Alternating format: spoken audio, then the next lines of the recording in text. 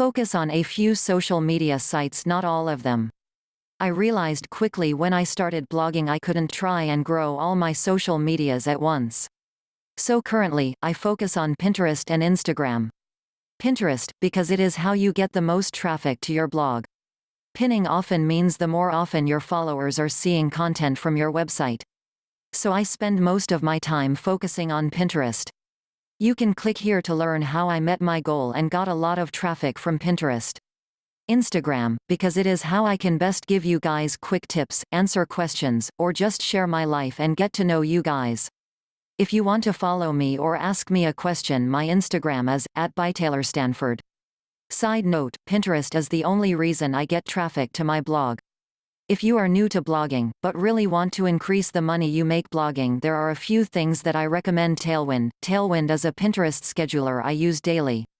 With Tailwind you can find new things to pin by using group boards called tribes, or searching within Tailwind. By using Tailwind tribes I have increased the amount of views I get on Pinterest monthly from 40,000 to upward of 1 million views a month. Tailwind is amazing and has changed my life. If you want to find out more you can sign up for a free Tailwind account here.